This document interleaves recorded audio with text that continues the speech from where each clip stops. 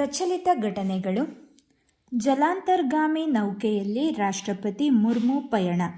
ಕಾರವಾರದ ಕದಂಬ ನೌಕಾನೆಲೆಯಲ್ಲಿ ಐಎನ್ಎಸ್ ವಾಗ್ಮೀರ್ ಜಲಾಂತರ್ಗಾಮಿ ನೌಕೆ ಸಬ್ಮೆರಿನ್ನಲ್ಲಿ ರಾಷ್ಟ್ರಪತಿ ದ್ರೌಪದಿ ಮುರ್ಮು ಅವರು ಭಾನುವಾರ ಸಂಚಾರ ನಡೆಸಿದರು. 2006ರಲ್ಲಿ ಎಪಿಜೆ ಅಬ್ದುಲ್ ಕಲಾಂ ಅವರು ಇದೇ ರೀತಿಯ ಸಂಚಾರ ನಡೆಸಿದ್ದರು. ಆ ಬಳಿಕ ಜಲಾಂತರ್ಗಾಮಿ ನೌಕೆಯಲ್ಲಿ ಸಂಚರಿಸಿದ ಎರಡನೇ ರಾಷ್ಟ್ರಪತಿ ಎಂಬ ಹೆಗ್ಗಳಿಕೆಗೆ ಮುರ್ಮು ಅವರು ಪಾತ್ರರಾಗಿದ್ದಾರೆ. ಭಾನುವಾರ ಬೆಳಗ್ಗೆ 9 ಗಂಟೆಗೆ ಸುಮಾರಿಗೆ ನೌಕಾದಳದ ವಿಶೇಷ ಹೆಲಿಕಾಪ್ಟರ್ನಲ್ಲಿ ನೌಕಾನೆಲೆಗೆ ಬಂದಿಳಿದ ರಾಷ್ಟ್ರಪತಿ ಮುರ್ಮು ಅವರನ್ನು ರಾಜ್ಯಪಾಲ ತಾವರ್ಚಂದ್ ಗೆಹ್ಲೋಟ್ ಅವರು ಬರಮಾಡಿಕೊಂಡರು. ಬಳಿಕ ನೌಕಾ ಸಮವಸ್ತ್ರ ಧರಿಸಿ ಜಲಾಂತರ್ಗಾಮಿ ನೌಕೆಯ ಬಳಿ ತೆರಳಿದ ಅವರು ನೌಕಾದಳದ ಸಿಬ್ಬಂದಿಯತ್ತ ಕೈ ಬೀಸಿ ನೌಕೆಯೊಳಗೆ ತೆರಳಿದರು. ಸಮುದ್ರದ ಆಳದಲ್ಲಿ ನೌಕೆ ಸಂಚರಿಸಿದ್ದು ಗಂಟೆಗೂ ಅಧಿಕ ಕಾಲ ಅವರು ನೌಕೆಯಲ್ಲಿದ್ದರು. ಈ ಸಮಯದಲ್ಲಿ ನೌಕಾಪಡೆಯ ಮುಖ್ಯಸ್ಥ ಅಡ್ಮಿರಲ್ ದಿನೇಶ್ ಕೆ ತ್ರಿಪಾಠಿ ಅವರು ಮುರ್ಮು ಅವರಿಗೆ ಸಾಥ್ ನೀಡಿದರು ಎಂದು ಅಧಿಕಾರಿಗಳು ತಿಳಿಸಿದ್ದಾರೆ.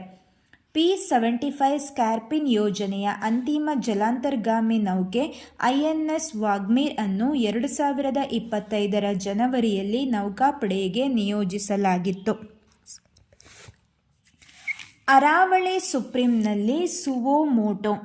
ಅರಾವಳಿ ಶ್ರೇಣಿ ವ್ಯಾಪ್ತಿಯಲ್ಲಿ 100 ಮೀಟರ್ಗಿಂತ ಕಡಿಮೆ ಎತ್ತರದಲ್ಲಿರುವ ಬೆಟ್ಟಗಳಲ್ಲಿ ಗಣಿಗಾರಿಕೆಗೆ ಯಾವುದೇ ಆಕ್ಷೇಪವಿರುವುದಿಲ್ಲ ಎಂಬ ಕೇಂದ್ರ ಸರ್ಕಾರದ ವ್ಯಾಖ್ಯಾನದ ವಿರುದ್ಧ ಎದ್ದಿರುವ ಆಕ್ಷೇಪಗಳು ಹಾಗೂ ಪ್ರತಿಭಟನೆಗಳು ಗಮನಿಸಿರುವ ಸುಪ್ರೀಂ ಕೋರ್ಟ್ ಈ ವಿಚಾರದಲ್ಲಿ ಮಧ್ಯಪ್ರವೇಶಿಸುವುದಾಗಿ ಹೇಳಿದೆ. ಆಕ್ಷೇಪಗಳ ಕುರಿತು ಸ್ವಯಂ ಪ್ರೇರಿತ ವಿಚಾರಣೆ ನಡೆಸಲಾಗುವುದು ಎಂದು ಸುಪ್ರೀಂ ಕೋರ್ಟ್ ಹೇಳಿದೆ. ಈ ಸುಮೋಟೋ ಕೇಸ್ ಅನ್ನು ಸೋಮವಾರ ತುರ್ತು ವಿಚಾರಣೆಗೆ ಕೈಗೆತ್ತಿಕೊಳ್ಳಲಾಗುವುದು ಎಂದು ತಿಳಿಸಿದೆ.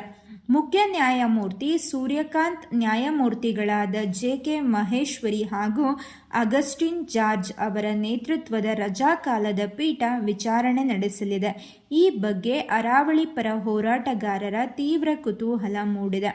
ಅರಣ್ಯ ಸಂರಕ್ಷಣಾ ನಿಯಮಗಳು 2022ರ ತಿದ್ದುಪಡಿ ಪ್ರಕಾರ ಅರಾವಳಿ ಶ್ರೇಣಿ ವ್ಯಾಪ್ತಿಯಲ್ಲಿ 100 ಮೀಟರ್ಗಿಂತ ಕಡಿಮೆ ಎತ್ತರದಲ್ಲಿರುವ ಬೆಟ್ಟಗಳಲ್ಲಿ ಗಣಿಗಾರಿಕೆಗೆ ಯಾವುದೇ ಆಕ್ಷೇಪವಿರುವುದಿಲ್ಲ ಎಂಬ ಕೇಂದ್ರ ಸರ್ಕಾರದ ವ್ಯಾಖ್ಯಾನಕ್ಕೆ ಸುಪ್ರೀಂ ಕೋರ್ಟ್ ಅನುಮೋದನೆ ನೀಡಿತ್ತು. ಈ ನಿರ್ಧಾರವನ್ನು ಖಂಡಿಸಿ ರಾಜಸ್ಥಾನ ಮತ್ತು ಹರಿಯಾಣ ಸೇರಿದಂತೆ ದೇಶದ ಅನೇಕ ಕಡೆ ವ್ಯಾಪಕ ಪ್ರತಿಭಟನೆಗಳು ನಡೆಯುತ್ತಿವೆ. 2025ರ ನೆನಪುಗಳನ್ನು